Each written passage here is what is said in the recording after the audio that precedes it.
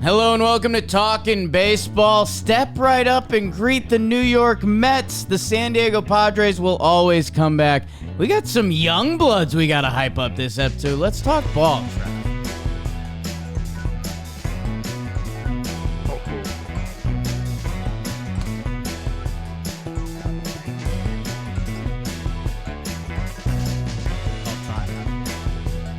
Cambio. Hello and welcome to Talkin' Baseball, presenting you by SeatGeek Code Talkin' 10.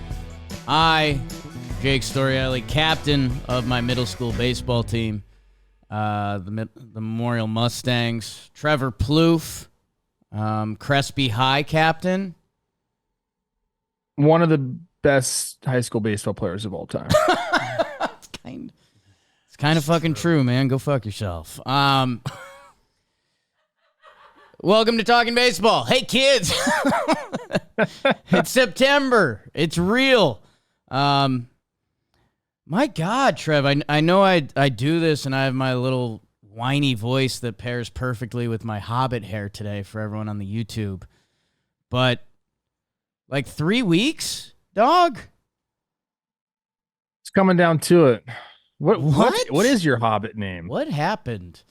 I'll let you work on that, because oddly, that's something that falls more in your lane. One of the best high school baseball players to ever play. I'm watching Rings of Power right now, and it is doing it for me. But you definitely are a halfling. There's no doubt about it. Yeah, I'm more a Sealdor than anything. Although things change for him. Look, there is a lot of good baseball to talk about. I think you're right. There's some young guys we got to talk about. I'm going to give an award to a guy who I just can't quit. Wow. You're going to give an award to a guy who's 6'5". Okay. Which I love. Just a weird way to label but there were some sweeps. Yeah. There was some. I think the playoff races there's no hitter combined. I think the playoff race is like kind of buns. There's one left, right? I think. Well, and we might get stimulated at the end of this because a couple things have changed. Like the Orioles have taken back first place from or maybe the Yankees have given up first place. There's some good sports Maybe the Guardians fodder. are a half game back of first place in the AL. The Guard Dogs are here. The Houston Astros hate the Cincinnati Reds. They haven't beat them since 2016 or something. Yeah, what is up with that? I don't know. I don't know what that's about. Kyle Schwarber is back in a big way. The Cubs, 2 losses to the Pirates. And the comeback Padres, man, because they actually jumped the Snakes. So they would be hosting in San Diego, where you go every weekend now. I don't think they would, actually. Is that true? San Diego jumped the D-backs in the standings today. They're a half game ahead of them. So what are the standings? I'll figure that out. Why don't you get those ready, pal? I'll get that ready.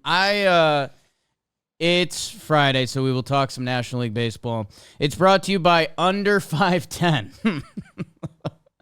Okay, this feels like a setup. If you are under 5'10", hey, no shame in that. No shame. Don't be a heightist. I had no control over my height. Maybe I started pushing the weights around too early, and we've seen the results of that. Maybe it had something to do. That's a great story to go with. Just go with that. Maybe it's something to do with my father being the exact same height and my mom being 2 inches shorter. Maybe that was something to do with it. Under 5'10", I will tell you this. Medica Short King on the subway said hello today. What up? If you're under 5'10", this clothes is literally made for you. The clothes fits better. I'm wearing their pants right now. That's a fact. Because I'm going out to a nice dinner tonight. So I need to wear a nice pair of pants. So I go to my under 5'10s. I've got those. I've got their joggers. I've got the T-shirts. They have everything for the shorter man in your life. This isn't a time to be proud. Insert Lord of the Rings quote here. Or be proud. Or be proud. Yeah. I am under 5'10", and I wear under 5'10", and you should too. And this $10 off coupon should help you out. Click the link in the description, under510.com/talkingbaseball. Go check it out. Game changer. Do I want some goofy, tall, uncoordinated guy yielding a sword for me, or do I want a quick, Compact. nimble, athletic hobbit with a dagger that glows blue when the York are around? I'm telling you who I'd take. God.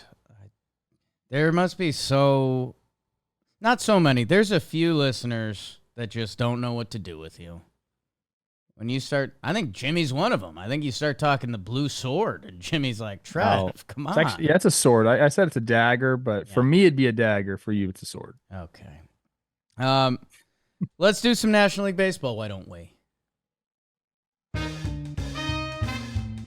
Trev, we mentioned this. The Houston Astros, we'd have their Achilles heel. We just need this team to be better than they've been for 50 years. The Cincinnati Reds sweep the Houston Astros. It ends. Hunter Brown and Louder for the people in the back. Rhett Louder. Wake Forest Braves Ashland shout-out. She had it first. 6.10 earned runs. The Reds open up game 1 in the 5th inning. They've won 4 in a row now. Ty France?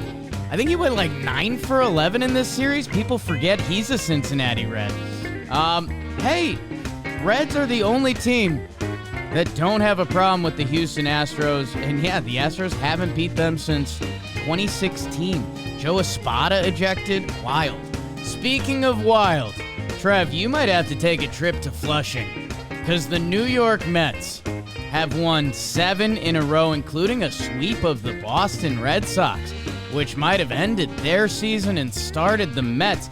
Luis Severino, David Peterson, each with 6+ innings, 1 earned run. Frankie Lindor continues to pursue a runner-up MVP trophy. Not exciting, and they don't give you a trophy. Jesse Winker has found a home. Like, let's just get that extension paperwork done now. He finishes... he has a homer and 4 RBI in that final game. Haven't seen Trev and Mark Vientos in the same room. Oh, my God. Padres, they take 2 out of 3 from my Tigers. Joe Musgrove and the fellas shut them out in the first game. Go check out Jason Adams' stats since becoming a San Diego Padre. Yu Darvish is back. Not an impressive line, but an impressive comeback. It ends with Fernando, who's also back for San Diego. They just come back in games. Jackson Merrill, 3 hits. But my guy Parker Meadows, you're not shutting us out. A little grand salami to take the lead, take the win, get the 0 off the board. Haven't been a lot of those in baseball history. Talk about that later. The Brewers and the Cardinals. God, I feel like, Trev, you were built for both these teams in these cities. It just didn't happen. It's happening for Jackson Chourio. 4 RBI and 3 walks in that first game. Yo, Adames and Hoskins with home runs. But your St. Louis Cardinals, what's dead may never die. 12 innings in the second game, 10 innings in the final one. Lukenbaker with that 1-for-1 RBI hit. Built like a goddamn refrigerator. Gets the pinch hit off Joel Payamps. I guess the Cardinals are alive. Hey, the Diamondbacks, snakes alive, baby. They take 2 out of 3 from the Giants, and that's obvious. Man, fun first game. Randall Grichuk with 2 homers to help save them. God, that fuck. God. Zach Gallen, 6 shutout. You're going to see him pitching in October again. He's going to have a big basement one of these days. But we understand, Giants fans. Patrick Bailey, he's really good. Walk-off hit, 2 for 4, 3 RBI. Tyler Fitzgerald kind of ruins a good Merrill Kelly start. Pirates take 2 out of 3 from the Cubbies. Cubbies had been rolling, but they can't get through a Skeens day in that second game. A nice little Pirates comeback in that first game. And then, no-hitter. Shota passes it down the line. PCA is flying around the bases every time. It was a fun one in Wrigley. 12-0 and a no-hitter. How do you like that? The Braves take 2 out of 3 from the Rockies, and that's obvious. Chris Sale, sure, familiar with him.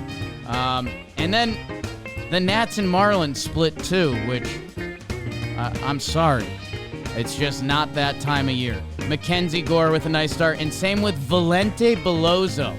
We'll dive into the third hour. That's what happened in your National League. Trev should have the standings. We'll see. Jacob Young's outs above average. Oh my gosh! Don't get me started on Jacob Young and my young Nats. Will Houston tap into first of Patrick all, Corbin congratulations, next year? Pop. You are just incredible with your burns. Don't do that again. Okay. I want to mention Baseball Reference top players right now on the homepage is maybe an all-timer. We got Jose Abreu of the Astros with the little braids down here. You know I'm a huge Jose Abreu fan. Yep. I get how it ended there. No big deal. Darryl Strawberry. Okay. Mike Hampton, I believe, was the first $100 million guy. Is that true? Oh, interesting. Please look that up, Get please. the research on it. And then this is for you. Bernard Gilkey. Oh, good thick. Get you a Bernard thick. Gilkey. And the standings. I'm assuming you want the National League standings. His name is thick. His play was thick. I would love the National League standings. Gilkey. Bernard Gilkey's a thick name. That's a good opening page Baseball Reference. Kevin Brown was the first $100 million guy, and I think Mike Hampton right after him. Anyways, let's start out east, okay? My Philadelphia Phillies, 8 games above Atlanta and the Mets, 84 and 56 for them, 76 and 64 for the Braves and the Mets. In a dead heat, you gotta love that. My Nationals, 62 and 78. Jake's Marlins, 52 and 88. Yeesh. In the Central, man, Milwaukee, they know what's up. They know how to win games. 81 and 59, 9 games above those Cubs who are 72 and 68. The Cardinals, 1 game back, 71 and 69. The Reds, after the sweep, 68 and 73. And the Pirates, 66 and 74. Out west, go west, young man. 84 and 56, a 5-game lead for the Dodgers over the Padres, who are 80 and 62. The Diamondbacks, 79 and 62, a half-game back. Giants, 69, nice, and 72. And the Rockies, 52 and 89. And Jake, you were right about the wild card, because as of right now, Milwaukee would be hosting either the Braves or the Mets, who are tied for the third wild card spot. And then San Diego would be hosting Arizona in San Diego. They have a half-game lead on the Diamondbacks, who have a 2.5-game lead over the Braves and the Mets. And those are your National League standings. Cubs, 4 games back. Yeah. Thank you, Trevor. Thank you. That's really good. Yeah, the 2 biggest things in the National League right now, the Mets and the Braves duking it out for the wild card. And I think the Snakes and the Diamondbacks jockeying for position. Because, like, as I joked about, and you're going back there this weekend, but what San Diego and that whole town has turned into as a baseball city, the Arizona Diamondbacks, I think it matters a little less for them. They kind of did a Road Warrior thing last year, so they could probably lean into that. But if San Diego, with their pitchers and their lineup, and can have that crowd, San Diego worse at home this year. That's very shocking to me. That is surprising. 542 winning percentage at home, 586 on the road. And maybe if Beebs, if you can get the Padres Snakes head to head, because Braves Mets are 5-5. They have a series.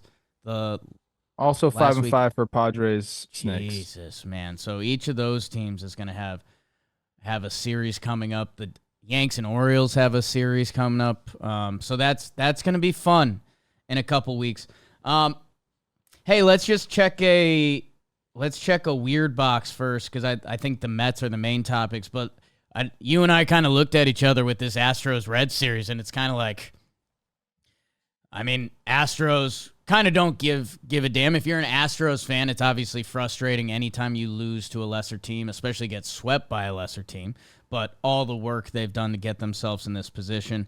They get a dud from Eric Eddy, who had been electric. Doesn't make it out of the first. And then, hey, I hope this turns into, I don't know how much Reds talk there will be the rest of the way, but Rhett Lauder, the kid, a lot of clout out of college, he's up with the big boys getting a start. There's a lot of the names that we liked for this Red team all year, but I don't want to, too little too late seems dramatic, but probably accurate. So whatever you'd like to discuss with this.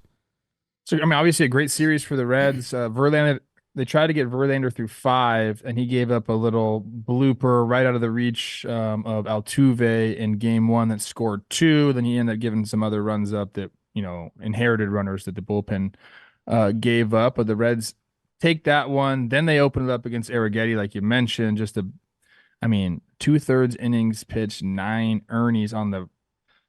He had a couple of those, I believe, at the beginning of the season, if I remember correctly. To put that on the old ERA muscle, that hurts.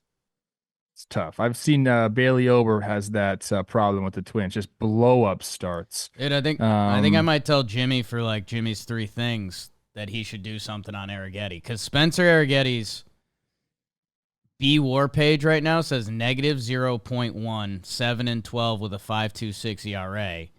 But before that start, he'd been one of the best pitchers in baseball for like 2 months.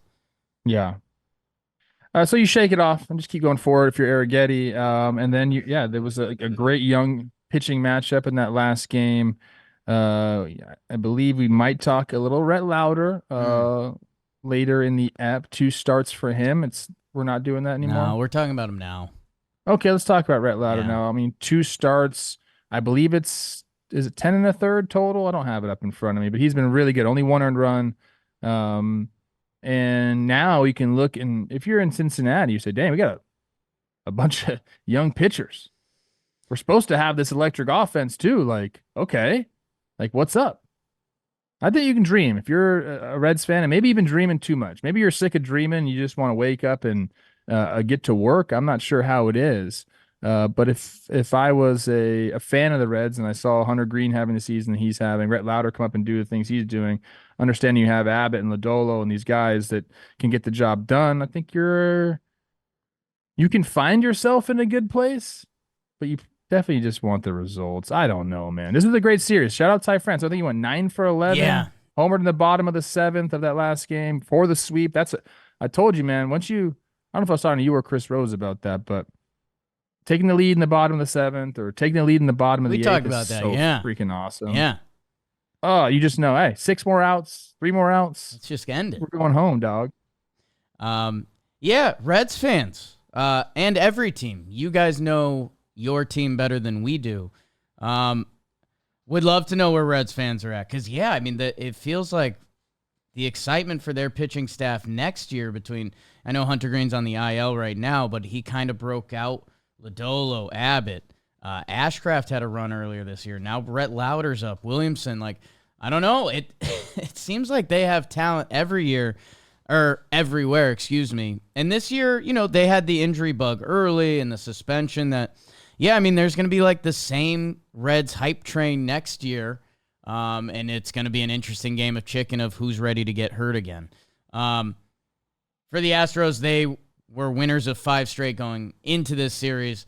I think they'll be able to wash it. It will be interesting. I know we've kind of dissed our Seattle Mariners.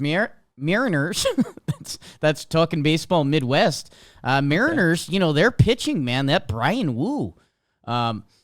The Mariners are 4.5 back. So this time of year, that's a big old hill. That's got to turn into 2.5, which would mean the Mariners would have to get hot and Houston would have to stay in the bad place, which I don't think anyone believes in, but it's of note for now. I think the team we need to talk about, Trev. No respect. God, me and Rodney Dangerfield. The New York Mets sweep the Boston Red Sox, which, as of Monday, and I think there was actually an ESPN article that was like, is any team not in the playoff picture currently going to make the playoffs? And I think the Red Sox got a handful of votes because they thought either Kansas City is going to limp to the finish line, your Twins potentially, with the Red Sox maybe just finding it. Meanwhile, the New York Mets have now tied the Atlanta Braves for that last playoff spot by sweeping those very Red Sox during Interleague. And Trev, I know this sounds obvious, but it's all facets of the game. Like, they've got guys doing it on offense. They're getting starting pitching efforts. Never mind the oh my God and the trumpets effect in baseball, which how do you even measure that? Is Grimace back? This series in your Mets, Trev. It's the polar opposite series because you mentioned the Mets are, getting crazy offensive output from Francisco Lindor and a host of other guys. They found these pitchers in the scrap pile that have been electric. I think they've found a lane. They have guys that can get it done in the back end of the bullpen. For Boston, they're just not scoring. Their starting pitching hasn't been good, and the bullpen's been horrible for them. So this is the outcome of this series. Isn't that far-fetched? Sweeps are hard, I understand that, but these are two teams going completely different directions. And you mentioned my Twins and the Royals. Honestly, if there was any team, I said this with Chris Rose, if there was any team that is playing competent baseball behind them, it wouldn't shock me if one of those two teams was not in the playoff picture at the end of the season. But Mariners just can't get the job done. I mean, it's been year after year of this. Detroit is like the only team that you could maybe say, hey, man, like they're playing good ball. But really, do you believe that Detroit's going to overcome a 5-game deficit? Probably not. And then Boston is just on their way down, man. But yeah, Mets are going. So Lindor is having such a great season. You mentioned, second place trophy, all this stuff. I think that is the case. I think they're like, I don't know how there could be a first if Shohei gets 50-50. I don't know how there could be a first place vote for Lindor, but there might be because he plays every day and doing it defensively as well. I think I wouldn't be mad if he got some first place votes. I don't think shortstop doing his thing, helping a team that wasn't supposed to be there. Shohei, on the other hand, is only DHing on what's supposed to be a juggernaut team. I wouldn't mind if Lindor got a few MVP 1 votes. I think it would be fun for him. How about this? Instead of an MVP, just know that Teddy Ballgame is going to be wearing your cleats this season. Whoa. Lindor has some fire New Balance kicks. Are these both New Balance guys? I think Shohei and Lindor They are. Oh. New Balance cashing it in. Makes you think. Can Shohei get some signature stuff like New Balance? What are you doing? What a rebrand by New Balance. Snaps for them, man. They were, when I was in college, those were not the play. They had like the old school kicks that like if you were like a hipster, you probably wore back in the day, and then dads because they're comfortable. Yeah, but now they've gotten into the sports for sure. Jack Harlow, Cameron Brink. I mean, this is basically all my Instagram follows. You got a little Jack Harlow in you right now. That's what it is. I think he can't be tall either. I think Jack Harlow's half tall. I'd say he's 6 flat. Babes? I think me and Jack Harlow would have a good time. He's kind of like a sports loser. Like he shows up at just like Louisville games and stuff. Listed 6'2". He's 6'2". Yeah. You, Jack Harlow, and who's the other guy you'd have a good time with? A lot of people. We talked about him earlier in the episode. Bernard Gilkey. Bernard Gilkey.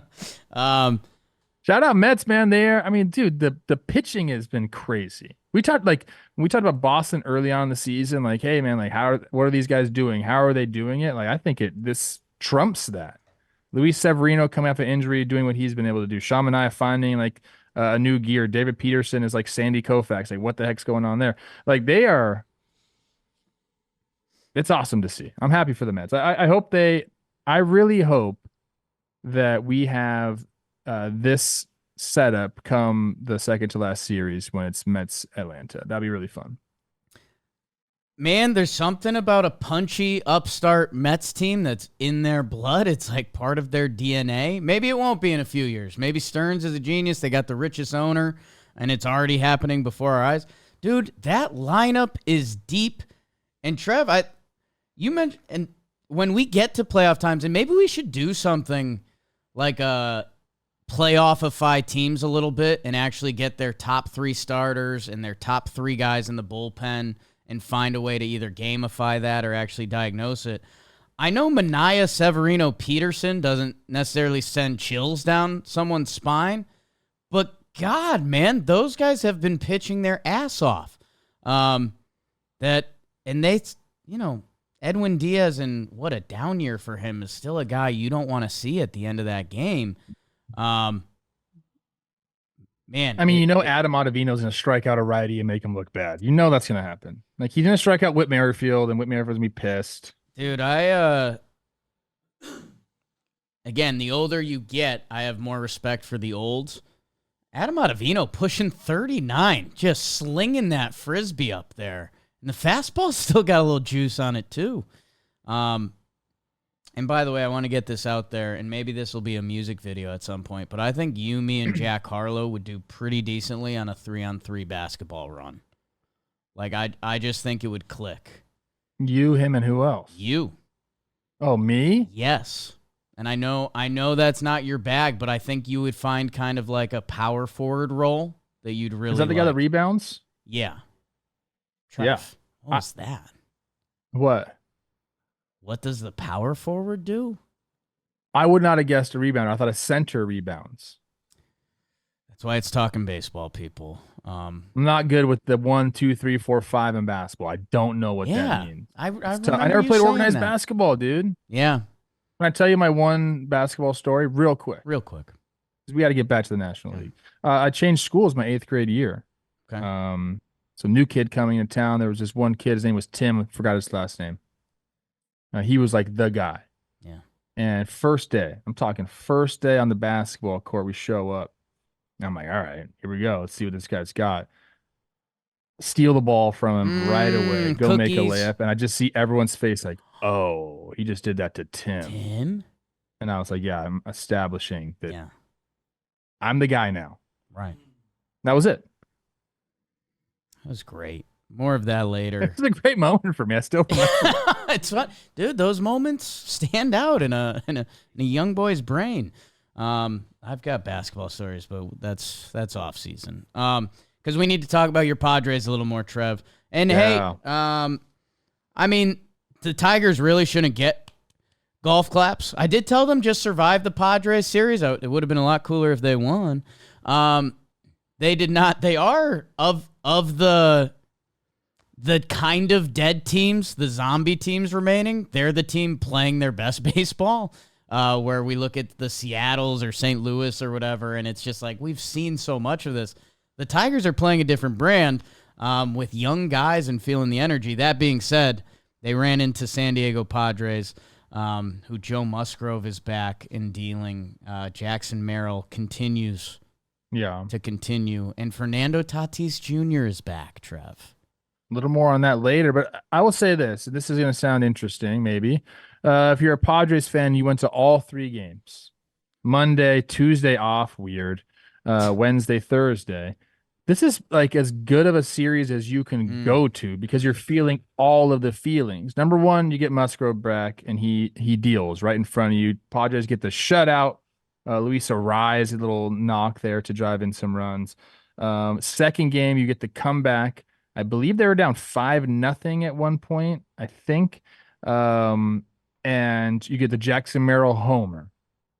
Opposite field. He's feeling himself. I believe now he has the most runs driven in by a Padres rookie in Padres history, which is nice. Manny Machado ties the game up. And then you get the Nando walk-off. So you're just feeling all the feels right there. And then the last game, you're a strike away from another shutout, and you get your heart broken. Like, I love it. I think that's all the emotions that you need. You need the lows with the highs, Jake. Yeah. Did you want to sweep? Sure. Yeah. Don't be selfish, bro. Like, take 2 of 3, get your heart broken a little bit so the highs feel high again. That's what I'm saying. I think this is an awesome series. More on the rest of it later, I think. But yeah, this is fun. Padres are great, man. I'm a San Diego guy. I went on a San Diego radio show yesterday. It's all San Diego for me. Your Padres B-War leaders this season, Jackson Merrill. We found out about him basically on the flight over to Korea. To Korea to start the season. Michael King, his first year as a starting pitcher, and the main piece in that Soto trade. Dylan Cease traded. Hey, if you can catch the plane, we'd love to have you out there right before Wasn't the it season. Drew Thorpe and Michael King? Yeah. And then then part of Thorpe the flip goes for and Cease, Cease. yeah.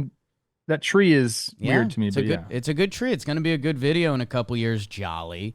And I mean, if you want to keep going, number 4, Jerks and Profar, the $1 million man.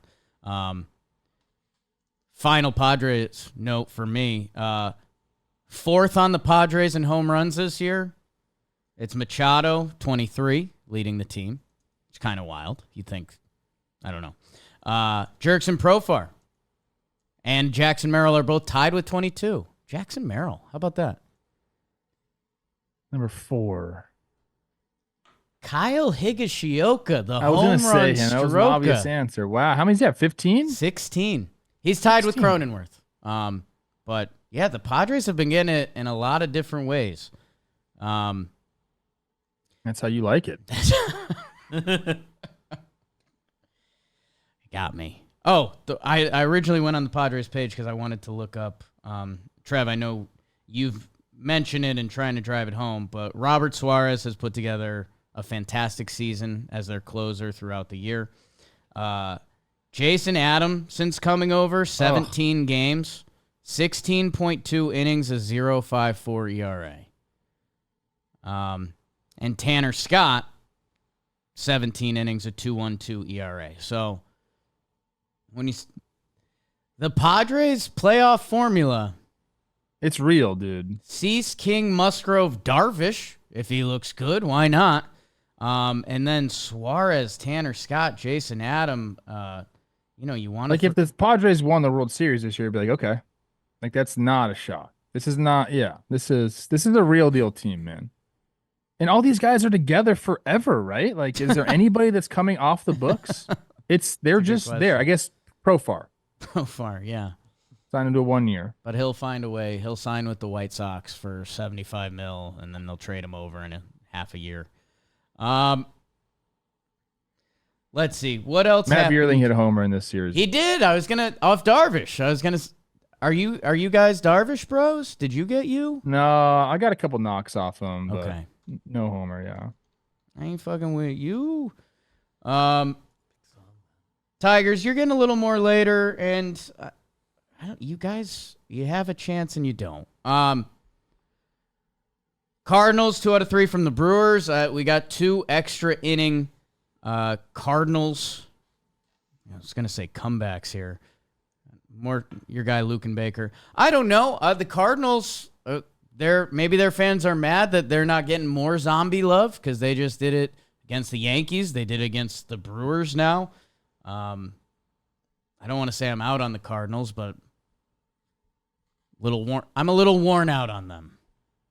You're a little worn out on them. Game 1, all Brewers, Adames and Trio, these slow pitch softball swings they're taking up there. Oh my gosh.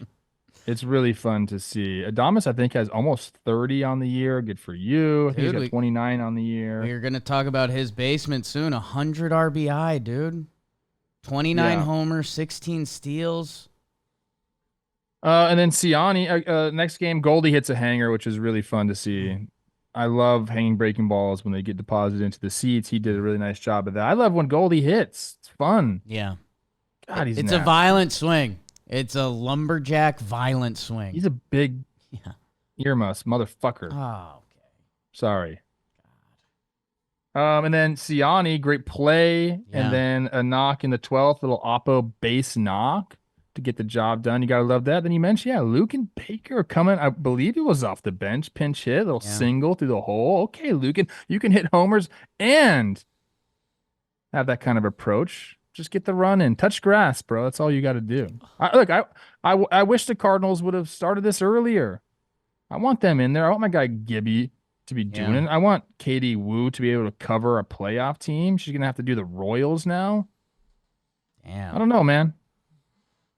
Damn. I don't know. Sometimes it really do be like a little bit too late. Too little too late for my Cardinals, if you're asking me. But I'm happy they had a good series. Fun series. Pat Murphy had some quotes that were Pat Murphy-ish. I don't know. They were put on our sheet that he was like, our young guys. Because they had I mean, dude, they just had sounds easy to say when you're not a fan of this team, but they had a baseball series where they went 0 for 15 with runners in scoring position, which happens sometimes. And like that's when you have 2 extra inning games, that feels even more brutal. 0 for 21 to finish their game on Sunday. So Pat Murphy was, he was like, hey, we got a lot of young guys on this team. Sometimes young guys try to do too much. And dude, Facts. The fact that we're even like something like this would pop up of like, whoa, is Pat Murphy crossing? No, we need more of this. Well, he also has the background to be able to say this, and people are like, okay, that's right. Like you remember Rowdy Tellez being like, man, I had the best game of my career, and Pat Murphy telling me I stink after the game. Like, that's just kind of his personality. He's a baseball lifer. Like he's a guy, he's a rat, dude. He's in the trenches with these guys. So he's got a great relationship already. That's why I think it was such an easy hire for them. This transitional period after council, it's so you could go outside of the org, but when you got a guy like Murphy who has these connections with the players and has their respect, I think it was really easy. And now, like, how funny is that? You got the $8 million man over there, struggling to try to get in the playoffs at the end of the year. And then Pat Murphy's just sitting on the Iron Throne being like, I told you, bro. I got dragons. You got dragons. Those Brewers, man. Interesting October. Trev is in the rest of this. I mean, D-backs Giants, unfortunately, I mean, a really fun first game. Happy for our boy Matt Chapman getting paid. I don't know what you have there. Cubs Pirates, it was kind of like, oh, Cubbies, they had so much momentum. They lost the first 2 games. Maybe they get all the momentum in the world back with a 12-0 combined no in the last game. And that's kind of it for me in the National League, although the Braves are the other side of that Mets convo, but I'll let you run for a couple minutes. I mean, Snakes keeping pace, doing what they can do to see if they can host a wild card set, although I believe their like splits are exactly the same, home or road. They don't care at all. I don't know what to make of this Giants team. I think they're setting themselves up for the future. Love the Matt Chapman deal. I think he's earned every cent of it. I really do.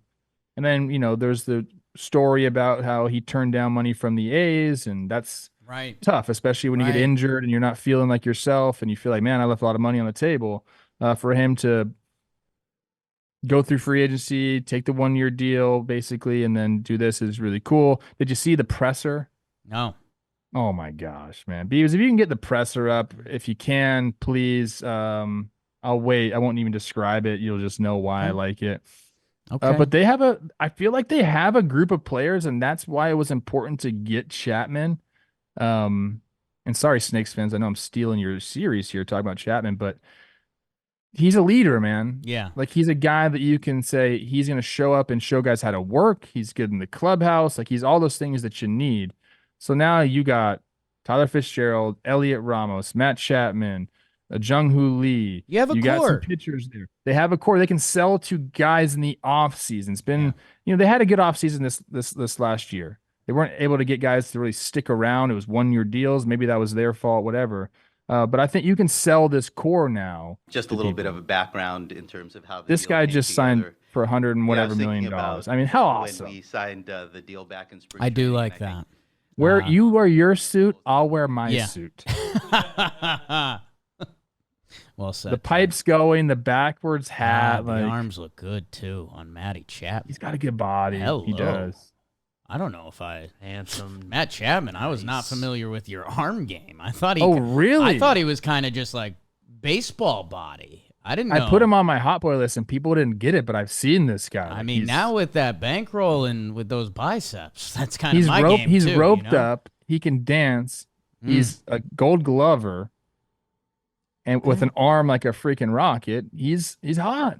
Trev, the something I stumbled into, I think it was an episode of Wake and Jake where I was talking about your boy Matty Chapman, and his whole free agency made sense. Like in a way, his offensive numbers have been on the decline. There was like an injury connected to it.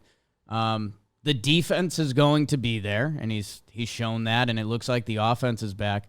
I think there's like there's some Marcus Semien parallels to be drawn of like hard worker. You know you're going to get great defense. The offense is going to have high highs that not a lot of people can match. There's going to be some down points. That is what it is. But to give a hard worker, a guy that you know you're going to get contributions in one way and have that be part of your core, and a guy that's bought in on the Bay Area. Think of some of the BS we've heard about players in the Bay Area recently. That's it's exciting for San Francisco. I will say this. Because I was a part of it, I have experience with it. That group that was together 2017, 2018 with the A's is a very good mentorship group. Think about who you had at the helm of that team. I'm not saying I was necessarily one of them. I definitely talked to Chapman a lot in spring training of that 17, told him how good he was going to be, hyped him up, all these good things. But Marcus Semien went from being just a horrible defender to now being one of the best defenders in all of baseball. He's out there working every single day. You got Stephen Vogt behind the plate, kind of like making sure everyone knows, like, he's a grinder, obviously. Yeah. I mean, Stephen Vogt was not supposed to be the player that he was. And the list kind of goes on and on there. There's a bunch of good guys who set the precedent. And I think, guys like Matt Olson and Matt Chapman learned from those guys and have just carried it on. Now I think they're seen as the leaders, and now they're passing it on. It's cool to see. Go Diamondbacks, go! You guys are great. You are great. So is Chris Sale, Cy Young. So is that Marlins Nats series. I guess. Do you have any? I feel rude that I don't think we have anything else on the combined no hitter, but we're kind of not. I don't want to say we're not about that life, but you lost the series. Combined no hitters aren't sexy. I think this is a great. Jared Jones, Paul Skeens. You love that. Yeah. You love that if you're a Pirates fan. You win those two games. Skeens versus Hendricks is a really fun matchup. Just a guy that throws absolute fuel with the guy that just his fastball is Paul Skeens' changeup. Yeah. Not which even. You gotta love. And then in the last game, I don't know. Like, I guess the talk is, number one, Shota's been great all year long. The talk is, should he counsel have left him in? I think the Cubs, they lost Justin Steele to the IL, so they weren't taking any chances. As a fan, obviously, I think you want to see Shota being able to do that. I don't fault Craig Counsell for doing it. I feel like it's just like that's the safe move, right? He doesn't want to get in trouble, and they're still trying to make the postseason, so he wants to be as safe as possible. 12-run lead, I get it. But I would have liked to see him go back out there. I would have. It was nice watching that. Your Porter Hodges slider. Yeah. Had some serious bite on it at the end. Let's get to some American League Baseball. We're obviously hitting more ball the rest of the way. And we're hitting it with Pickett. Today's episode is brought to you by Pickett. Pikkit. And it's that time of year. Football is back. I know. It's an interesting, if you want to put on the tinfoil hat a little bit, Trev, a little rain delay before the game. That allowed like 30 more minutes. It's kind of gambling prime time. I don't know. Just like a little theory. How many bets were made? Are you saying they were cloud seeding? How many bets were made in those 30 minutes that we got before the game? Pickett tracks those bets.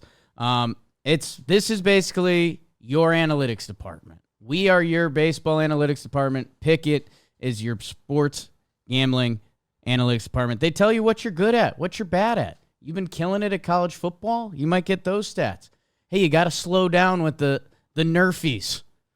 Pickett is the place to be. Download Pickett now with code JOHNBOY to get $3 or $100 sent directly to your PayPal or Venmo. Wow.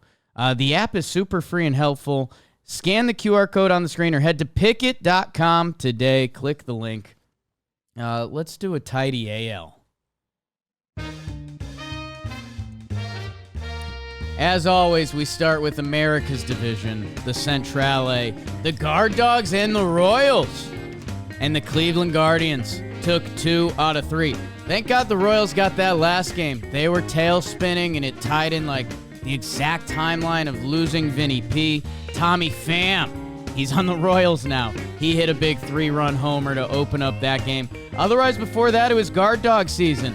Josh Naylor and Lane Thomas, lefty, righty, they both go big fly. Tanner Issa Bybee, 6 innings, 1 earned run. When Brian Rocchio contributes offensively, I feel like this game wins every game. Not to be rude to the kid, he's a glove-first young shortstop.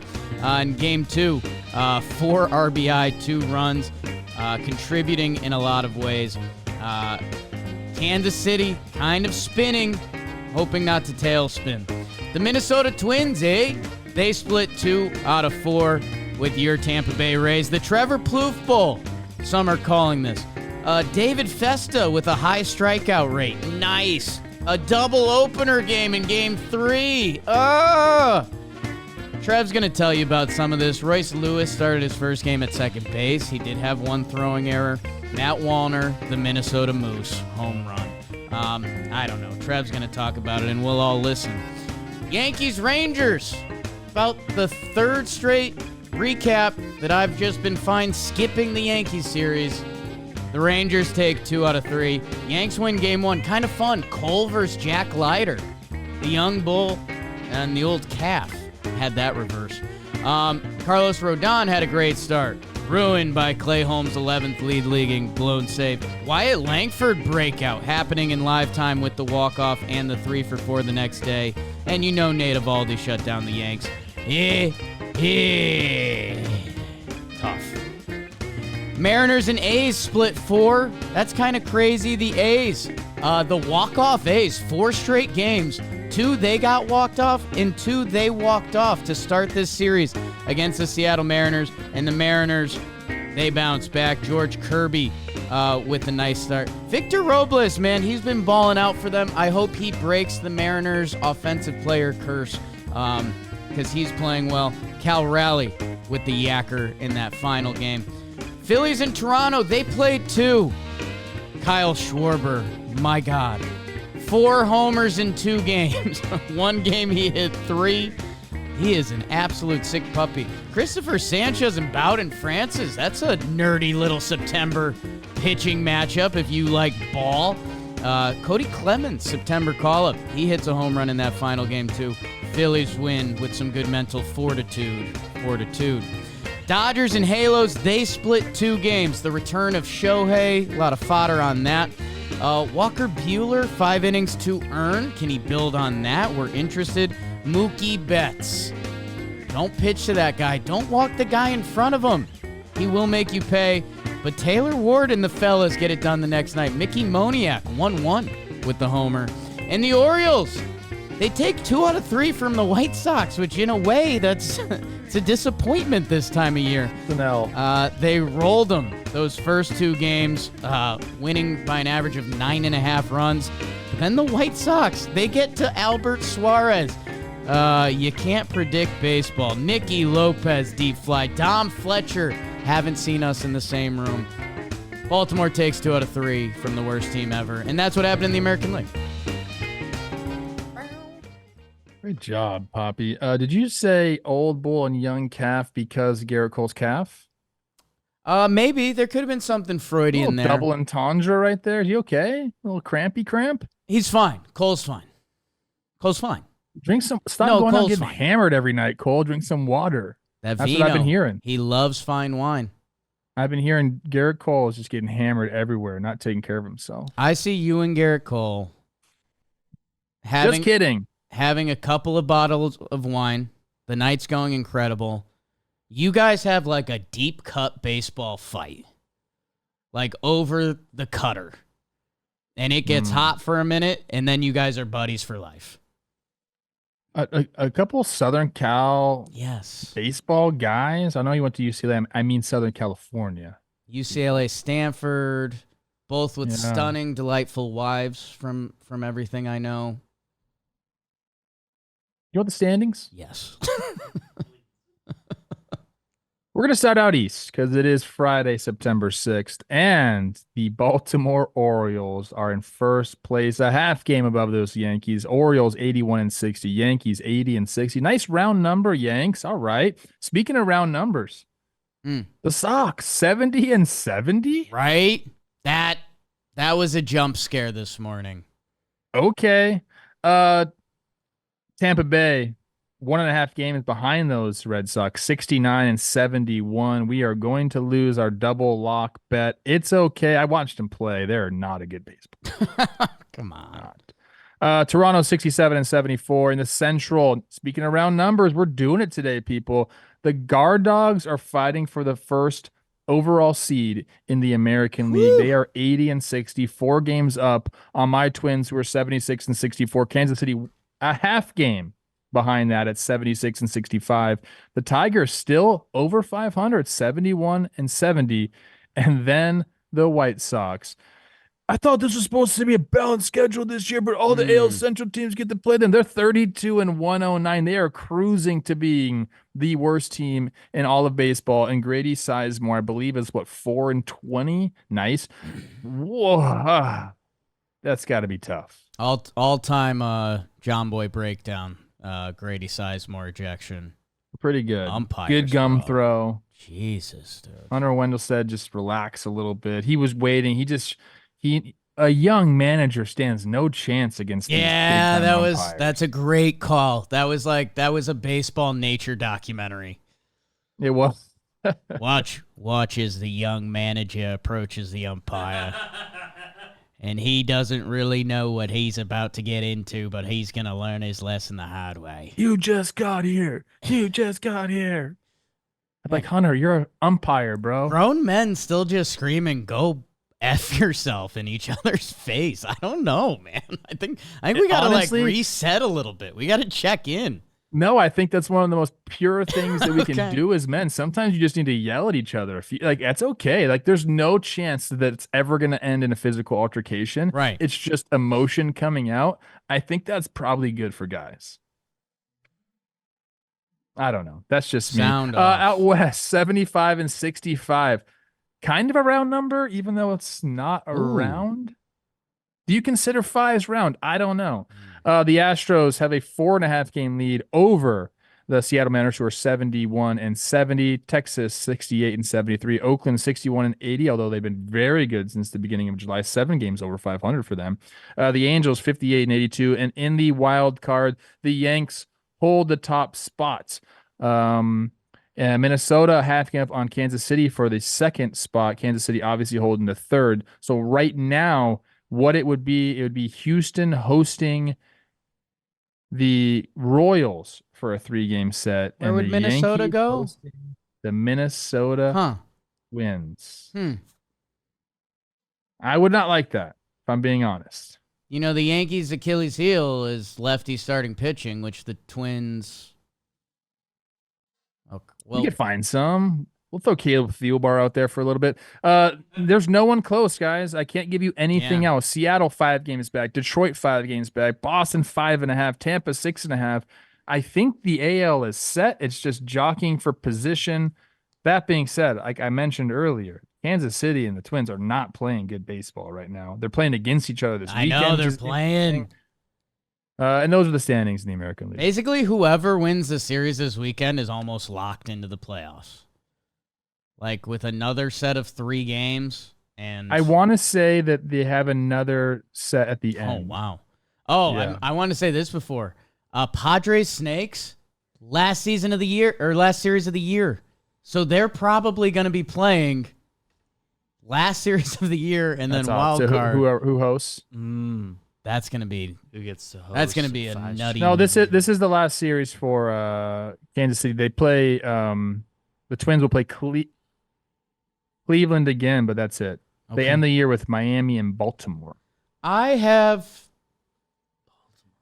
money that I'd be willing to set on fire, and maybe I'll do this. And it's not a lot. Poppy's not doing so great financially. Maybe a $10 on the Tigers. I think they're the only team. They're just playing young and dumb baseball, And if the Royals are Twins, the Royals are kind of spiraling. If the Twins start to spiral, I don't know. That's the only. Don't get me started right now. Okay. Don't get me started. I don't think that's going to happen. I like where your head's at. Let's burn through this AL quickly. Yeah, Trev, you go, because I'm honestly not super saucy on any of it. I think it's going to be tough for the Royals because of Vinny. I've said that many, many times already on this show. The loss has really hurt. First 2 games, 3 runs combined. You mentioned Rocchio doing his thing, little homer down the line. I didn't hit many homers in Kansas City. It's a great park to hit at, but not for homers. It's a big outfield. Big ballpark, but it is deep out there. 900 OPS against you, by the way. What's that? 900 OPS against you, Darvish. Oh. Wow. Thank you, Beebs. Wow. Tasty. Really appreciate that one. Tasty. The Guard Dogs have a formula, and it's scary, and I think they deserve all the credit here. They don't need to score a ton of runs, although it's like Jose Ramirez is going to pump you for a homer. Josh Naylor's going to pump you for a homer. And then one of the other guys is going to do something. Steven Kwan, it hasn't been great, but he might come up big, or it could be a Rocchio, or it could be a Lane freaking Thomas. Somebody's going to do something with the runner in scoring position. Stephen Vogt's got him hypnotized somehow. He's doing it. And then they kind of have a rotation now, which is cool. Like they found their lane. Matt Boyd and Alex Cobb, our guy, 20 spring training, and then they kick it to the bullpen. So they have a formula, and they are.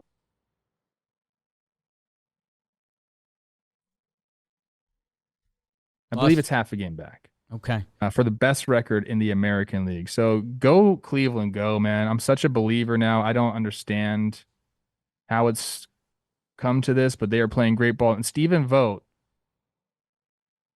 I don't know, man. Like, is he a lock? AL Manager of the Year? I haven't really thought about it, but probably. Okay. I think when we last looked at the odds, he was in lock territory. That's what I got from that. Kansas City, man.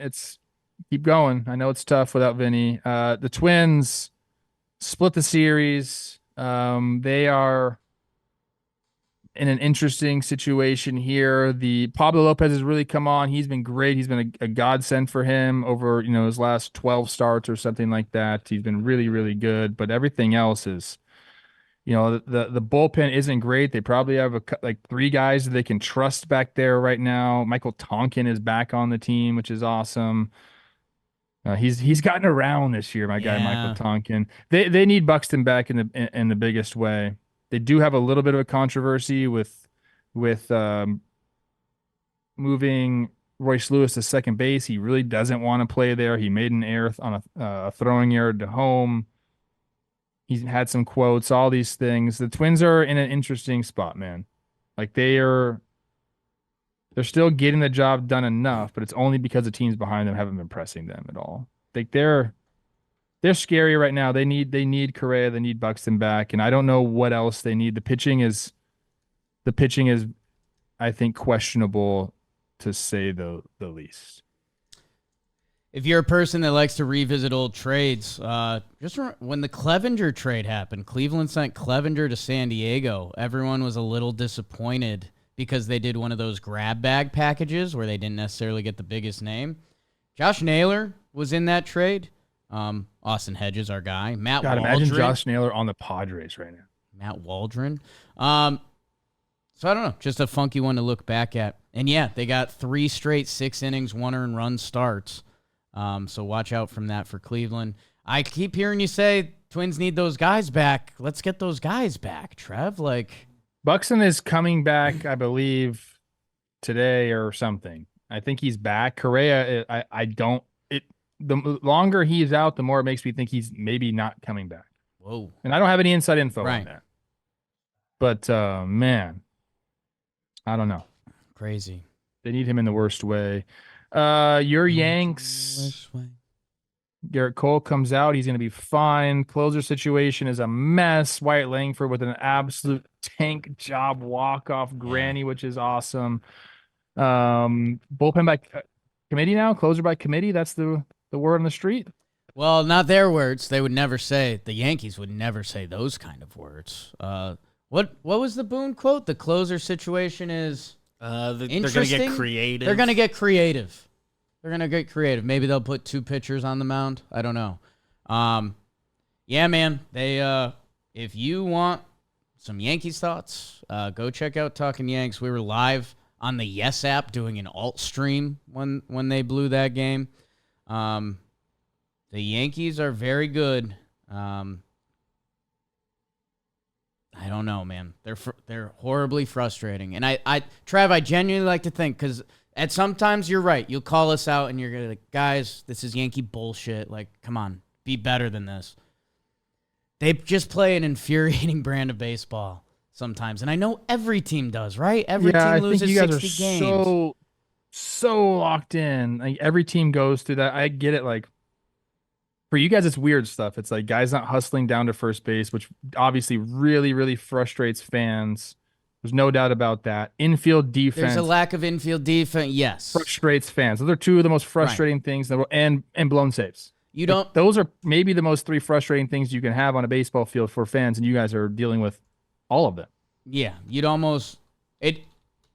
But I do want to point this out. You still have the 2nd best record in the American League. I get it, man. I get it. You have Juan Soto and Aaron Judge, so there's this juxtaposition of, wow, this is really cool. And then you have those 3 things, but I'll allow you to be frustrated. With this Yankee season, they've let a lot of games slip away that it could be a 4 or 5 game lead. And Orioles fans are probably saying the same thing. I get it. That's baseball. But if this Yankee season, the 1 year with Juan Soto, at least as of now, I do think he gets re-signed, but Garrett Cole's getting older, Aaron Judge is getting older. Like, if they end up in a 3-game wild card and Cole Ragans just drops that thing on them, because the Yankees are one of, if not the worst team against, it's probably the White Sox and them versus left-handed starting pitching. I can't imagine the Twins are good against lefties either. I can get some MLB expanded standings. Let's move on from them. Let's move on from that series. We get it. The Yankees, you guys are mad. They're still in 2nd place in the American League. Mariners, Oakland. More on Mariners later. Oakland, shout out. I mentioned your record since July. I had it in my head. I can do the math real quick if you really want to know. In July, Jake, they went 15-9, then 14-12, now 2-3. That's 31-24. So 7 games over 500 since the beginning of July. Shout out. That was coming off the heels of a 7-20 month. I like what they're saying about Lawrence Butler and Brent Rooker, new Bash brothers out there. That's always fun when guys start hitting homers. Lefty, in Oakland, righty. they talk about Bash brothers. Yeah. Kind of love that for them. They got a young core there, but they always got a young core in Oakland. Hey, they passed last year's win total. Like, go A's, go. Philly, Toronto. Philly sweep a 2-game set. You mentioned Schwarber. I don't know. Are you talking about him later? I'm not sure. I don't think so. You kind of talked me out of it. Okay, good. I mean, yeah, he hits homers, dude. Yeah. This guy's an absolute beast. I love watching him play. They go take care of business up in Toronto, and Vladdy continues to make me kind of look silly. I mean, I challenged him to be the guy that he could be. I was just wondering if he is just going to be a 780 to 800 OPS guy, or is he the 900 OPS guy? Those are 2 completely different things. He's proven this year that he's maybe somewhere in the middle. This year, he's crushing the ball. Dodgers, Angels split. Awesome first game. Shohei's game back. It's Angels fans are pointing out they didn't give him a video tribute because they already did that on the preseason Freeway Series in spring training, which is fine. Who cares? I don't care about stuff like that. They end up walking him, and then Mookie Betts hits a homer on the first pitch, a slider. That was awesome to see. And then they beat up on Bobby Miller, which is not a great sign for Dodgers fans. Their rotation is so interesting. I'm sure they'll figure it out. I think Yamamoto is coming back on Tuesday. Yeah, how about that? Which is great. And then Baltimore, 2 out of 3 from the White Sox. You saw the highlight. You saw the drop fly ball. Miguel Vargas is not having a good time. That's it. We hate sad Vargas music. Yeah, at one point I was gonna give Schwarbs my standout, and then I debated giving him my award. And the award was gonna be something along the lines of like,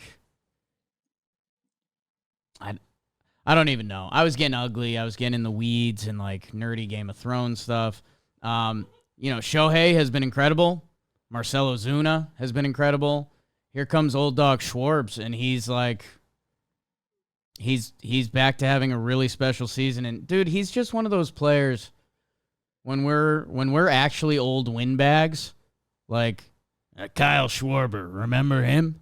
Because he's got like 13 career WAR because he doesn't play defense, but he's gonna hit 40 homers again. And the whole slash line is there this year. Like the batting average is up to 244. Last year he was like getting close to the interstate at times. Kyle Schwarber at bats in October kind of don't get any better. I didn't hear that last sentence. Okay. That was brought to you by Tommy John. Tommy John in under 5'10". That's literally the bottom half of my body today. Tommy John, they're my everyday underwear. I made an adult decision. I had one pair, and I would plan my week around it. I said, you know what, Jake? Why don't we just make this a thing? And I did. Tommy John. Comfy. If I'm being athletic, if I'm in the gym, if I'm chilling, date night, it's always Tommy John. Any situation, they keep you 2 to 3 times cooler. That's kind of what I need down there. A lot of heat. Shop Tommy John right now for huge summer savings. 25% off your first order at TommyJohn.com/talkin. 25% off at TommyJohn.com/talkin. See site for details. There's a link in the description. I just re-upped again. These are something you have to, get rate semi-annually, something like that. And I went with the 4-inch length this time, just a little more leg. I don't know, feels like my sweet spot. Anyways, standout performances. Who stood out for you, Trev? I would have stood up and had my Tommy Johns on. I had him on yesterday. I know you got him on. You were disgusting with the people at Fanatics Fest. We're gonna see him again in our upfronts. You were like saying, I almost showed my biscuits at Fanatics Bird, Fest. Yeah. Hayden Bird. Who is my stand? I've forgotten now. Oh no, I didn't. I was excited to hear you talk about this. Yeah, I'm excited about this too, because we haven't talked about this guy a lot this year, and he started off very poorly. And sometimes when that happens, you get lost in the shuffle, especially when your team is really good and there's a lot of guys on. I'm talking Cedric Mullins of the Baltimore Orioles. 3 for 6, a double, a home run, 3 runs driven in, 3 runs scored on Monday. We talked about Lubob going over there to take center field away from him. That's what we talked about, Jake. And I think at the time it was justified. Do you want to hear some statistics? I love them. May 31st, this guy was hitting 185, 230 on base, 327 slug for a 557 OPS. Just not getting the job done. Not what we've been accustomed to with our guy Cedric Mullins. But, Jake, since June 1st, we're talking 58 games started, 247 plate appearances, a nice chunk of the season here. 265. 347, 451 for the 798. So right at that 800 mark. This is what I love. 24 walks to 41 stolen bases. Or, excuse me, strikeouts. 24 walks to 41 strikeouts. He does have 26 stolen bases on the year. But if you go overall, this year, he's got 33 walks to 86 strikeouts. So you're talking before that, it was 9 walks to 40-something strikeouts. Like he wasn't seeing the ball. Yeah. All of a sudden, June comes around, starts walking a little bit more, starts striking out less, and we've seen the fruits of that happen. So I'm happy that he's got it turned around. He's obviously a big part of that team. I'm sure he'll make an incredible catch out there during the playoffs, probably hit a big home run at some point because he's that guy. But I'm happy for Cedric Mullins. The overall numbers right at league average for OPS plus. He's right at 100, 696 OPS. You'd like to see that a little bit higher, but he's on his way. So, with a good September here, he can get probably back to his career norms. But I wanted to highlight him because he's gotten lost in the shuffle there in Baltimore. Thank you, Trev. Yeah, I was almost gonna White Sox you because it was against the White Sox, but I like where you extrapolated it to. Yeah, I mean since June, Cedric Mullins, 850 type OPS guy with what he can do defensively and on the bases. And you're right. I mean, this was a guy that felt like he was fading out of the picture. And there's been a couple injury things in there, and maybe it's health, or maybe it's just something clicking or seeing the ball. Like, your walk strikeout theory, there's got to be something there. He's one of the most entertaining players in baseball, and good for you, Orioles. Great. Still getting it done defensively, 86 percentile, outs above average. You got 4. Trev. For my standout, like I talked about, Kyle Schwarber was here at one point. He was my award. He's not here. A lot of names, a lot of dudes I like. I decided, it's playoff time. So, sorry, Shota. Sorry, Zach Gallen. He's always mad at us. Say Austin Gomber's name. I'm trying to get better. David Peterson of your New York Mets. It could have went to Sevy, who had arguably a better start. 7 innings, 1 earned run, 5 Ks. David Peterson, 6 innings, 1 earned run, 11 Ks. Okay, 11 Ks from David Peterson. And, David Peterson wasn't really promised anything going into this season. I feel like Mets fans were kind of down on him. Last year was kind of supposed to be his year, and he got hit around a little bit. It was 111 innings to the tune of a 5.03 ERA. And whether that was bad luck, adjustments, whatever, he gets tabbed in this year because he kind of came in as their 6th starter. Like, we're going to use David Peterson this year, but off the season he had. Trev, 98.1 innings, a 2.75 ERA. The strikeouts down a little bit compared to an 11-inning performance. But I don't know what that means, and I don't know what's going on with your Mets lefties right now because Manaea has tapped into something. And David Peterson has been fantastic for the Mets this whole season, and that's one of those things that, his last 13 starts, they're 11-2 in them. That you feel that. Obviously, the stats speak for themselves. But there's another level when it's I don't want to say a guy you gave up on, but a guy you were dreaming on. He had a tough year. You're not sure. This is a big pivot season. If David Peterson has a bad year, that could be it for him as a Met. Instead, he has a fantastic season, and he's a big part why they are tied with the Atlanta Braves with 3 weeks to play. I love it. Hey, just be a 6'6" lefty. You'll be okay. You can figure things out. That is the truth of all truths in baseball. Just be a tall lefty that can throw strikes. Someone will give you a job. But yeah, I'm happy for Peterson, man. It's just another feather in the Mets cap. Whoever the pitching coach is there, the pitching coordinator, whoever the game plan guy is, deserves a lot of credit for where they're at right now because they've turned, these guys into a formidable force at the end of the season when you want them to be going. They've been nice. They've been nice. Jeremy Hefner is the pitching coach. I don't know how much credit he would deserve on it. Sinker. Did he come from the Twins? Sinker looks like it's up this year. The questions everyone asking: did Jeremy Hefner come from the Twins? I think he did come from the Twins. Man, it could have went to Grichuk. It couldn't. Paul Goldschmidt swinging his axe. Ty France just dominating the Houston Astros. I'll tell you what. Go check out Shea Langelier's body.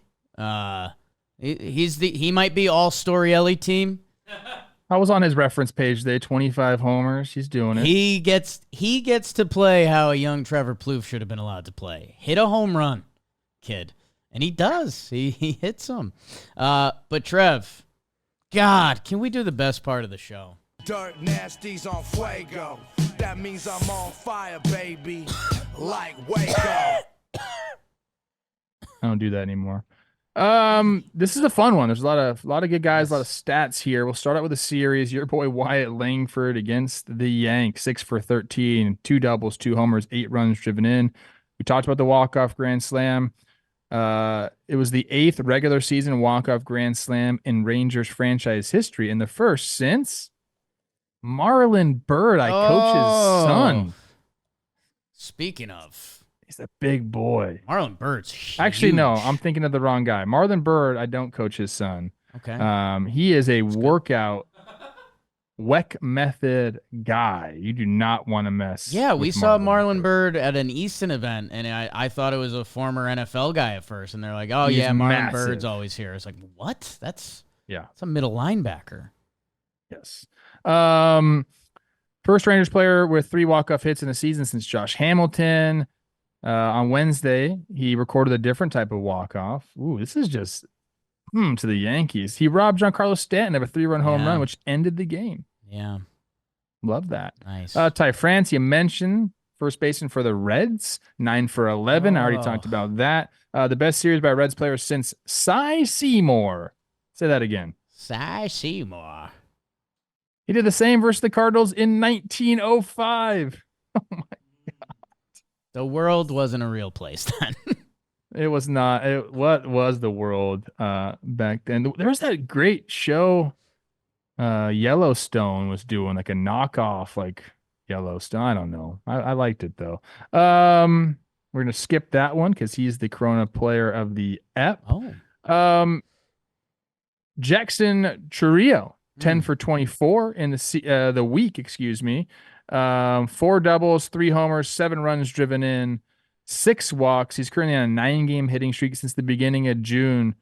Chourio is batting .319 with a .929 OPS, 14 homers, and 53 runs driven in, 13 stolen bases as well. The NL Rookie of the Year is an interesting convo because we had Jackson Merrill slated in to do this and win the thing. But I look at the stats, people. They are kind of neck and neck, and they're both playoff teams. So I think it might still be up in the air. I'm not really sure. Beavers, I am writing you something right now. Let's move on. Freddie Freeman, and I do have a mosquito around me. Get away from me. What the freak, dude? Freddie Freeman for the week, 8 for 22, 4 homers, 10 runs driven in, 4 runs scored, 2 walks. We mentioned he had the little break that David Roberts suggested. He's came back and he's done marvelous things since then. How about Lars Nootbaar in the week? 9 for 21, 2 doubles, a homer, 6 runs driven in, 2 stolen bases for the 1.1. The 2 weeks, this is the part you want to be on, Jake. Okay, I don't think you've ever been on here, but you can still keep working hard, bud. Maybe one day. Thanks. David Peterson, you just did. Yep. You threw a career best 16 consecutive strikes. How about that? Yeah. The first Met starter to earn a win on his birthday since Dylan G on April 12th. Dylan G is in my book. How about that? Ooh. But in the 2 weeks, 20 and a third innings pitched, 18 hits, only 4 earned runs for the 1.77. How about Seth Brown? A couple of AL West outfielders here. Seth Brown, 18 for 46, a triple, 3 homers, 12 runs driven in for the $1. And Taylor Ward, 15 for 49, 3 doubles, 5 homers, 10 runs scored for the $1. Now, for the Corona Extra Player of the EP, why don't you ever talk about this guy? We're talking about him now, Mariners fans. He's got a big ol' butt. Cal Raleigh? Say his name in a Southern accent. Ooh. Cal Is it soft? Is it soft? It's like Cole Reagan's. Cole Reagan's, Cal Raleigh. Exactly. 6 for 17 in the week. One double, 2 homers, 7 runs driven in. He's recorded 87 runs driven in on the season, a new Mariners benchmark for the most in a single season by a catcher. And the reason I highlighted them, do you know who he passed? I do. His manager, Dan Wilson. That's got to be great clubhouse fodder right there. Hey, Dan, nice season you had, but I'm better than you. Don't tell me anything. And for that reason, Cal Raleigh is my Corona Extra Player of the App. Big dumper. Congratulations. Fantastic stuff, Trevor. We covered, everything from Dylan G to Sizemore, who in 1905 led the league in hits, doubles, triples, RBI, 377 batting average, a 988 OPS. I give no credence to any of that. No Dominican sliders. Yeah. Just a bunch. Come on, average white righties on the hill. I would have thrived. Get out of here with that. I'm gonna stop because then Cy Seymour's family is gonna come after us. The best part of the show is followed by the worst part of the show. It's the IL update. And we had John Gray of Texas go to the IL. Also, Corey Seager might be shut down for the year. Their season aspirations are out. Let's see what that looks like. You mentioned Justin Steele for the Cubs sitting out turn. Lourdes Gurriel Jr. for my Snakies. Don't like that. Max Kepler, Trev? And Austin Hayes' second IL trip for the Phillies in a tight period of time. Returning from the IL, which we like a lot more. Fernando Tatis. He is back. Xavier Edwards slapping it around the ballpark. Christian Walker for the D-backs. He's back. He got a hit in his first game. Let's go. Yu Darvish, 900 OPS. Trev. Luis Heel returns for the Yankees this weekend, along with Clark Schmidt and Hunter Renfroe, as those veteran KC Royals fight for their life. Trev, let's start everyone's weekend. Awards! Did we start the oh my god dance? Oh my god. Ours okay. looks old. So I know you guys hate my long awards, at least Jake does. I'm gonna keep it tight again. Yeah, you What's do. that Oh my about? gosh, it's been a long day. What's that about? You talk too much at the end of the episode. Whatever, man.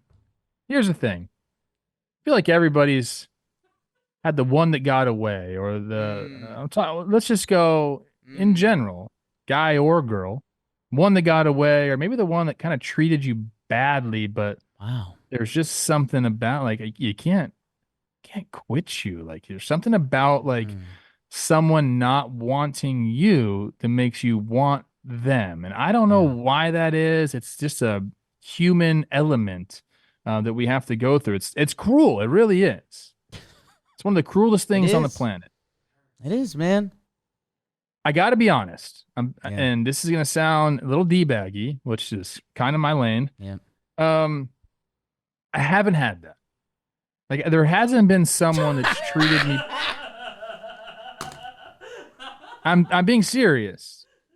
I really haven't had. I didn't have a lot of girlfriends growing up. I just didn't. Right. So I really haven't had someone like toss me to the side and say like, no, like I want somebody else. I just didn't have a lot of girlfriends, dude. Okay. One when I was like in high school, another one at the end of high school that was like, that's never going to work out. And then I met Olivia. I met Olivia really young. Yeah, you did. I can't imagine if I met Olivia and then I didn't marry her. Like I would be in shambles. Right. I'd be a completely different person. I don't know what I'd be, dude. She's my muse. I wouldn't be you. I wouldn't be here. You want to be here. She was my muse. 100%.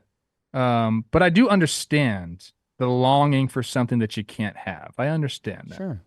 But I really want to focus on that aspect. Someone that did you dirty that you just can't quit. Led Zeppelin has a song about it. I believe it's a cover. I'm not really sure about that. I Can't Quit You, Baby. It's a great song. Go listen to some Led Zeppelin if you haven't recently. Just turn it on and let it play. There's so many good songs, so many different genres, if you will, bluesy, some folk, some hard rock, whatever you need. They even tried to do like a Jamaican island sound, Fool in the Rain, I believe it's called. Anyways, the I Can't Quit You Baby award goes to my guy, Fernando Tatis Jr. Okay. Now, obviously, he came into this league and lit the world on fire. Do you remember Fernando Mania? Our Fernando Mania. Obviously, the Dodgers had their own, but this was ours. We saw this kid come up, and dude, the season he had. Yeah. 84 games in 2019, he hit 22 homers. In a shortened season, hit 17. 2021, 130 games, hit 42 homers. It led the National League. This guy was 969 OPS, 937 OPS, 975 OPS. We were saying this guy is the new superstar. Phil Hughes spent so much money on buying his rookie cards. So much money. And then things started to go weird, man. We had like the motorcycle incident where he was getting hurt. And then all of a sudden we get a PED suspension. And Jake, I'm not into that. No. Like, I don't like it, dude. Cleanest guy in the game. It makes me mad. Now, he said he was treating tapeworm. Ringworm. What? I don't know what that's about. I don't get it. I don't care. Like, you can't make, like, there's just no excuse, man. I've heard too many excuses to buy your excuse is basically what's going on here. And it hurt. I think it hurt a lot of people. Then Fernando came back, 2023. Switched positions. Wins the Platty glove out of nowhere. That's amazing. Doesn't do it offensively last year. 770 OPS. Okay. I said you got to get back to the player that you were before the PEDs for me to really be back on you. And I lied about that because I'm back on Fernando Tatis Jr. And he's not to those levels yet. But seeing him get that walk-off hit, I'm a San Diego guy now. Seeing him with the shirt off on the field. That core was nice. He's a earmuffs. Boy. He's a fucking superstar, dude. Yeah. Like, this guy is signed through 2032, I believe. He's going to have so many moments. And, like, it wasn't like a great walk-off hit. He pulled a ball through the 6 hole. But it was a walk-off hit. And we saw the excitement. And what this guy can bring to the field is something that not everyone can do. Like, he has the it factor, man. And we love the it factor as a society. So I can't quit you, baby. Like, Tatis, I'm all in. Don't break my heart again. Like, you got me back. Don't break my heart again. Fernando Tatis gets the I Can't Quit You Baby award. Powerful stuff. He is a superstar. There's something, there's it factors in life that we'll never be able to fully bottle up. It's kind of what makes special. Steven Tyler. Go watch a Aerosmith performance. Steven Tyler has it. Steven Tyler has an it factor. The kids, your girl Sabrina Carpenter. I don't know what it is, but she's got it right now. She's spicy. Like, Fernando Tatis has it, dude. I mean, look how bad my hair is today. It's problematic. Fernando Tatis's look is just dialed and natural, and not a lot of people can even go for it. And if they did, a lot of them would look awful, and he's just there. That's just cruising for him. Dude, when he's going to hit a homer and he's going to have like a massive like bat way up in the air, like touching the clouds. I mean, yeah, you just can't compete with that, dude. He looks like a rock star. Let's get our bodies like that. Want to do that? Winter challenge? Like, you could go around the streets of like the yuppie Connecticut towns and show them that picture of Tatis and be like, "Are you guys Bad Bunny fans?" And they'd be like, "Oh yes, we love Bad Bunny." He looks like a rock star who happens to be one of the most talented baseball players in the world. Not the best walk-off, but, it's a walk-off. Hey, exit velo, Tigers. Trev, great award. I'm sorry you haven't dealt with more heartbreak. We'll work on that. Blitzball Battle 5. My award, football kicked off last night. We had the flyover. Flyovers are sick. They flew over one of the new planes, like 2 Billy. I don't know. We'll dive into that in our political funds pod. What? I've got us another fighter pilot, Trev. Ted Williams, famously, not the only guy. He's the only guy in a second, but a great fighter pilot. Like, the stories were like he was the best. And it was It was almost like one of the biggest feathers in baseball's cap for a little bit. It was like, hey, our guy who's like the best hitter, he just started flying planes, and he's the best at that too. Makes sense, right? Hand-eye anticipation. Don't get me started on Ted Williams and like all the baseball guys that went and fought in World War II. Hope this ends in a good place. No, like that's incredible. Dude. Okay. Are you kidding me? Like men were men. Oh my gosh. It's pure Americana. Like, It's the greatest story in U.S. history. Okay. Before we get into that, I don't know. I just made that up. I might have us another fighter pilot. Because someone did what only Ted Williams had done in MLB history. 2 players have come to bat on the road. Their team down 3. An out away from being shut out. A 0 on the board all day. And then hit a grand slam to win the game. Ted Williams, Teddy Ball Game, and Parker Meadows. Parker, welcome. I mean, I think this baseball thing is the path he's pursuing now. And hey, man, I'm loving something with these baby tigers. What are tiger cubs? But we can't call them cubs. These young tigers are having fun. Parker Meadows. This is I guess my Tim Kirkagen is showing, not my Hayden Bird song. But anytime something like this happens in baseball, the grand slam to take it from the jaws of victory. 3-0, 1 out from the shut piece to a grand slam for the lead. You can see something new almost anytime you're at a baseball game. And this is not new, but one of 2. Okay. I'm all about Parker Meadows, 6'6", Oppo homer. Like when you have show me that, Beebs. You can like bottle this up, Trev, and sell it, and we're rich. Right there. For all those sad boys who are getting their heart broken, like you'll never understand, sell them this in a bottle. Do you think I ever will get my heart broken? I mean, I sure hope not. I think we would rather not have this conversation. Okay. Love the Ted Williams talk. Love the Parker Meadows stuff. That's one of those things. I think everyone's been in this situation, at least. Maybe not fighting in World War II or being a fighter pilot, but everyone, there's those situations. It's just dire, and 99% of the time, it doesn't work out in your favor. But the one time it does, you remember that feeling, dude.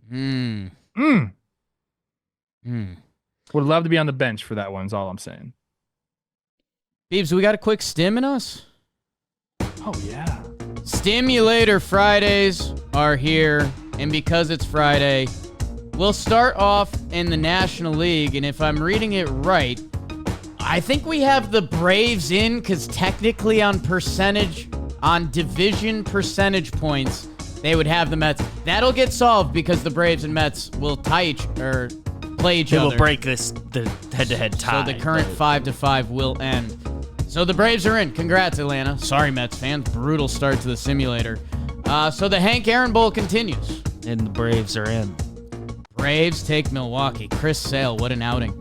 The Padres host the Arizona Diamondbacks this time. Padres. Wow. Which means those Padres would go on to face the Phillies or the Dodgers. We've got the same percentage points there. I believe Phillies are the one at the moment. Okay. Then they play the Hank Aaron Bowl. So which one is the simulator calculating right now? Simulator, give me something. Dodgers. Braves. Dodgers. Okay. Phillies, Padres. Padres. Wow. Running that back. Dodgers, Padres. Wow. Okay. Let's go to the American League, where the New York Yankees are hosting the Minnesota Twins. Yankees. Yeah. The Houston Astros are hosting the Kansas City Royals. Astros. Okay, AL Central. Thanks for showing up. I believe that sets up the Yankees and the Orioles. I believe so. Orioles. Whoa. Whoa. Guard Dogs, Astros. Astros. Whoa. Machine's working quick today. Astros, Orioles, a lot of orange in the AL. Whew. Yos. Baltimore fulfilling the prophecy. Who will they be playing in the World Series? They're playing the Padres. Wow. Wow. Talk about electric young baseball fandom. Your World Series champs are? The San Diego Padres. That bullpen, Fernando, Tatis, the stimulator works.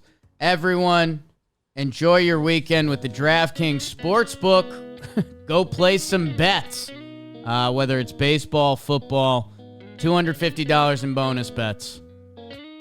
I suck. Code Talkin, DraftKings. I placed a few last night. That open rain window. A lot of boosts. Those are the most exciting.